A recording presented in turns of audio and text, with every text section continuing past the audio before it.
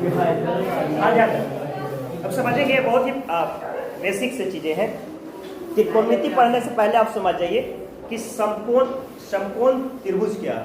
इसको इंग्लिश में बोलते हैं राइट एंगल ट्रायंगल, समकोण त्रिभुज। इंग्लिश में इसको क्या बोलेंगे?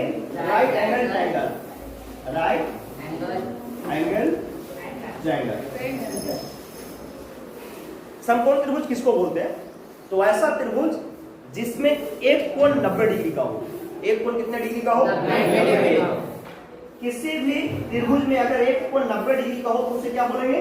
समकोण त्रिभुज। जैसे 90 डिग्री का, ये कौन सा त्रिभुज हुआ? समकोण त्रिभुज। इंग्लिश में इसको बोलेंगे राइट एंगल ट्रायंगल।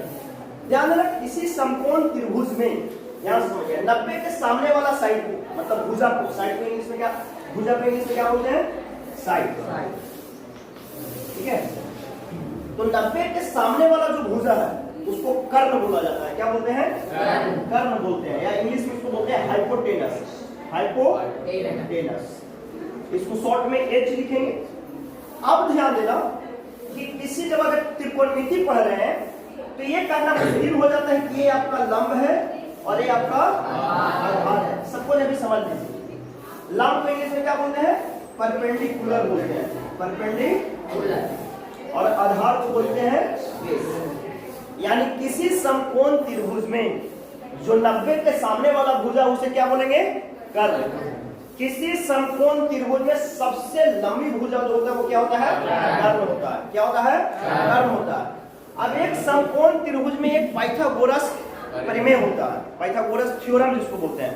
पाइथागोरस परिमेय क्या कहता है कि किसी समकोण त्रिभुज में कर्ण का वर्ग अन्य दो भुजाओं के वर्ग के योगफल के बराबर होता है। इंग्लिश में इसको बोलते हैं तो क्या बोलेंगे?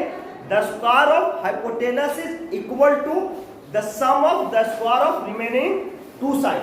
किसी समकोण त्रिभुज में कर्ण का वर्ग अन्य दो भुजाओं के वर्ग के योगफल के बराबर होता है। इसको बोलते हैं पाइथागोरस परिमेय। क्या बोलते हैं? पाइथागोरस परिमेय। यानी कहने का मतलब कि एच स्क्वायर जो होगा P square plus B square के बराबर होते हैं। यानी कहने का मतलब किसी समकोण त्रिभुज में अगर दो भुजाओं की लंबाई दिया हुआ है तो तीसरी भुजा की लंबाई आसानी से पता कर सकते हैं। बात समझ है? अगर मान लें कि इसी तरह हमारा लंब निकालना हो तो लंब क्या हो जाएगा? कर्ण स्क्वायर माइनस आधार स्क्वायर, यानी बेस का स्क्वायर। और अगर आपको बेस निकालना है तो क्या हो जाएगा?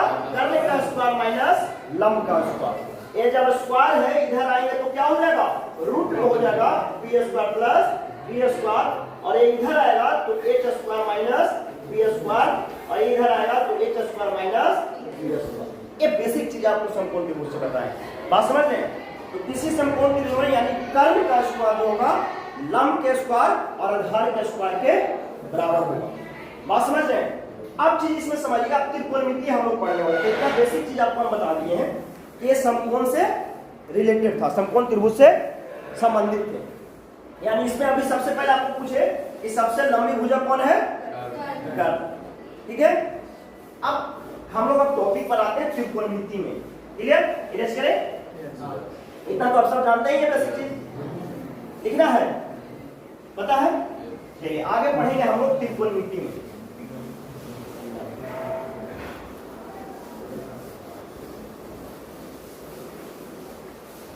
देखिए त्रिकोणमिति जो है तीन शब्दों से मिलकर के बना हुआ है।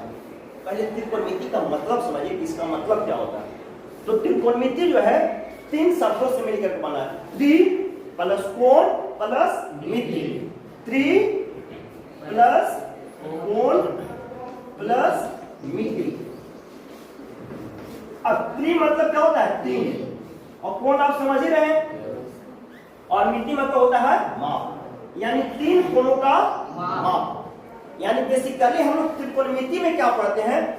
तो इस चैप्टर में हम लोग पढ़ते हैं किसी समकोण त्रिभुज में कोण और भुजा के संबंध के बारे में पढ़ते हैं। किसी समकोण त्रिभुज में उसके कोण और भुजा में क्या संबंध है, इस चीज के बारे में हम लोग पढ़ते हैं। तो त्रिकोणमिति क्या है? गणित का वैसा चैप्टर है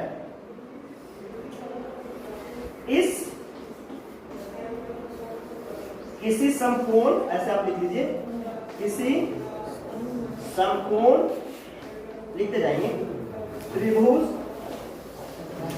में कोण और भुजा के बीच संबंध के बारे में पढ़ते हैं। क्या है? तो किसी समकोण त्रिभुज में कोण और भुजा के बीच संबंध के बारे में पढ़ते हैं। ठीक है, the relation between sides and angles in a right angle triangle. आप समझेंगे, इतना लिखेंगे।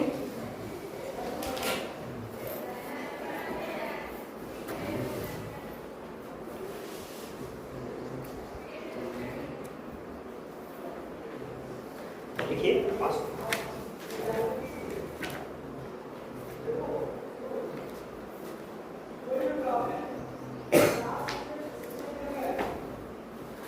इतना तक समझे, इतना तक समझे। एक सब बोलिए, समझ में आया इतना? Yes sir.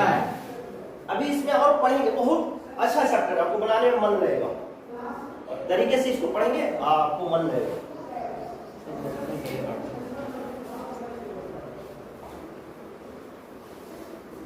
लिखिए, देखिए अपनी बेस्ट कॉन्सेप्ट अभी बता रहा हूं, त्रिकोणमिति का कितनी जरूरत है। लिखिए इतना ना। yes.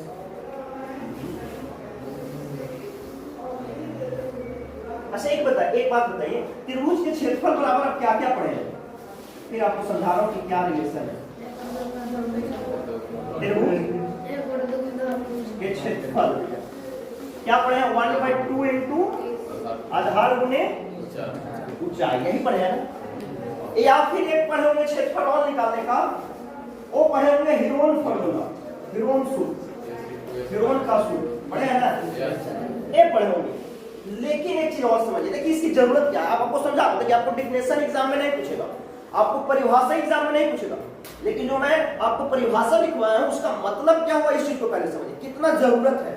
और एक लॉजिकल आपको मिला। देखिए क्या कह रहा था, किसी समकोण त्रिभुज में कोण और भुजा के बीच क्या संबंध है, इस चीज के बारे में हम लोग किस चीज में स्टडी करते हैं?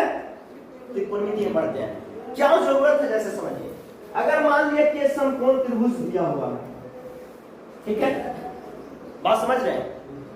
अगर ये दिया हुआ 4, ये दिया हुआ 6 से 90 डिग्री, तो इसकी आप क्षेत्रफल निकाल सकते हैं, निकाल सकते हैं कि नहीं? yes.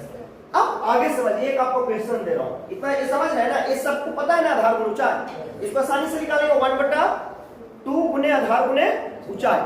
लेकिन एक और समझिए, अगर ये तीनों साइड भी दिया हुआ फिर भी हम निकाल सकते हैं, निकाल सकते हैं कि नहीं? फिर भी इसका क्षेत्रफल निकाल सकते हैं। लेकिन अब एक आपको क्वेश्चन दे रहा हूं, देखिए क्या क्वेश्चन दे रहा हूं, ये ऐसे दे रहा हूं, इसको मैं दिया हूं 5, ये दिया हूं 6, और कहें कि इसका, और ये दिया हुआ मान लिया 60 डिग्री, और कहें कि इसका क्षेत्रफल निकालिए, तो आप नहीं जानते हैं, क्षेत्रफल तो निकलेगा। तो यहां पर आपको त्रिकोणमिति जरूरत पड़ता है। कैसे जरूरत पड़ता है आप समझेंगे, ठीक है? ये क्या इतना देखिए समझेंगे।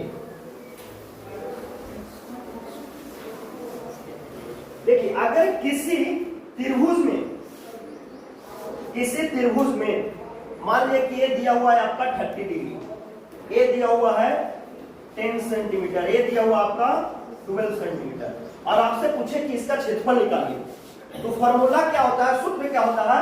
1/2 into a into b into sine theta, theta मतलब एंगल यहां पर होता है।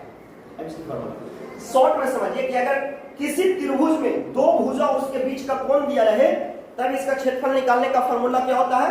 1/2 इंटू आजू बाजू का भुजा या अगल बगल वाला भुजा इंटू बीच का कोण, ठीक है? तब इसका क्या निकालेंगे? क्षेत्रफल निकालेंगे। क्यों ऐसा होता है, इस चीज को समझ लीजिए, ऐसा क्यों होता है। तो जैसे देखिए, मान लिया कि हमें क्या चाहिए, इसका क्षेत्रफल निकालने के लिए मुझे क्या चाहिए? ऊंचाई चाहिए, तब ना बनेगा। तो ऊंचाई निकलेगा कैसे, समझ लीजिए। मान लिया कि 30 डिग्री नहीं है, फॉर्मूला आया कहां से, इस चीज को पहले समझ लीजिए, आपको तरीके से समझ आएगा। मान लीजिए कि ये साइड का लेंथ a दिया हुआ था, क्या दिया हुआ था? a, और इसका क्या दिया हुआ था? b। और ये मान लिया कि एंगल कितना दिया होगा थीटा, अभी 30 डिग्री नहीं दिया हो, ये फॉर्मूला आपको लिखा दे तब तो आप इसका एरिया निकाल सकते हैं, क्षेत्रफल निकाल सकते हैं कि नहीं, लेकिन ये आया कैसे, ये सूत्र आया कैसे, इस चीज को आपको बता रहा हूं। तो देखेंगे यहां से हमने मान लिया कि क्या ड्रॉ कर दिए, लंब ड्रॉ कर दिए। अब जब लंब ड्रॉ कर दिए तो क्या बन गया आपको, एक समकोण त्रिभुज बन गया, बन गया कि नहीं। अब समकोण त्रिभुज बन गया तो देखिए एक होता है साइन थीटा का रेशियो, अभी हम लोग पढ़ेंगे, साइन थीटा बराबर होता है लंब बटा कर्ल, क्या बोलते हैं, अभी हम लोग पढ़ेंगे लंब बटा कर्ल, ठीक है।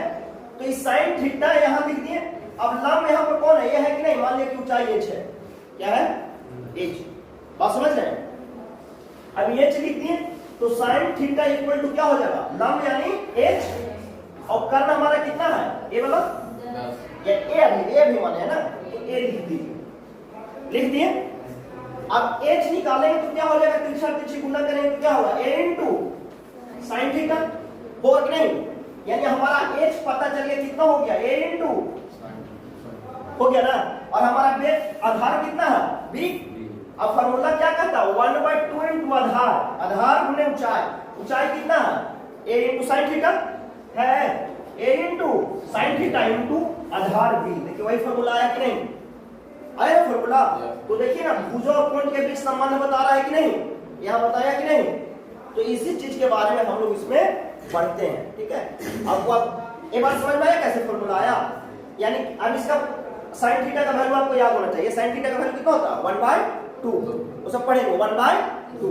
अब इसका हम अगर सूत्र निकालेंगे तो क्या हो जाएगा 1/2, a कितना था 10 इंटू 12 इंटू साइन 30, यानी 2 से 5 बार में कट जाएगा, 12 बचे 60, और साइन थीटा का वैल्यू होता है 1/2, यानी कितना हो जाएगा 30 सेंटीमीटर स्क्वायर। बात समझ गए, यानी किसी त्रिभुज में दो साइड दिया रहे, दो भुजा दिया रहे, उसके बीच का कोण दिया रहे, तब उसका क्षेत्रफल निकालने के क्या होगा 1/2 इंटू अगल बगल भुजा into sine theta.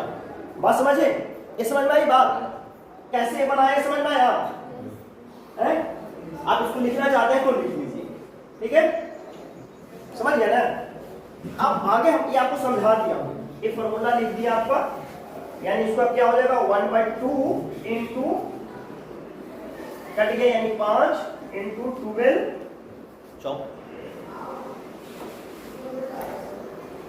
12 into sine 30 का वैल्यू 1/2, 6 बार में कट जाएगा, यानी 30 वर्ग सेंटीमीटर। नहीं, ये ऐसे ही आपको समझा दिया हूं, एक ऐसे बनाइए, समझ में आया, या आप ऐसे लिख लीजिए, ज्यादा बेस्ट होगा। ये आपको एक बेस्ट कॉन्सेप्ट बताऊं, कंपटीशन में मैक्सिमम पूछते रहता है इस तरह के क्वेश्चन, ठीक है। जैसा एक चीज आप बताइए,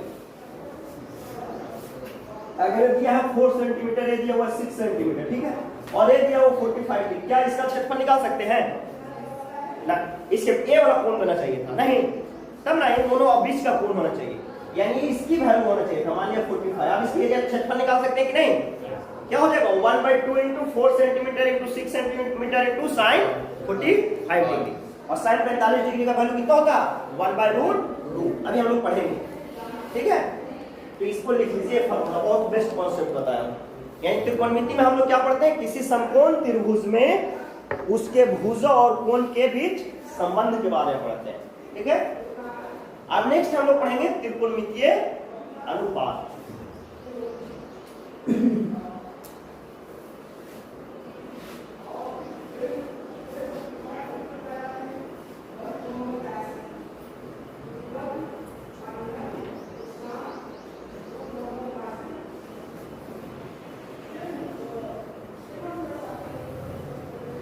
समझ गए ना, सबको समझ में आया, सबको समझ में आया, सब समझ गए, इन्हें कोई दिक्कत नहीं ना।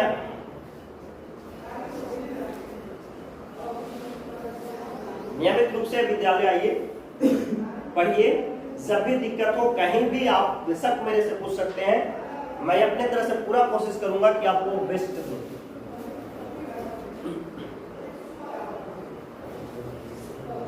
और असेंबली में जरूर आइए, एक बार और बोल रहा हूँ, असेंबली में बहुत कुछ आप सीखेंगे, बहुत कुछ सीखने के लिए मिलता है, ठीक है। ऐसा नहीं कि असेंबली एक पार्ट है, हंस रहा है, नहीं, असेंबली एक क्या है, पार्ट है, जरूरी है। कम से कम इसी बहाने आप एक बार गॉड को कम से कम याद कर लेते हैं। मन में जो भी कुछ है दिन भर में तो नहीं याद किए, तो एक बार याद कर लेते हैं, मन को शांति सुकून मिलता है। इतना लिखिए, अब आगे समझेंगे। चौक लेकर आइए, तब तक जो लिखिए नहीं।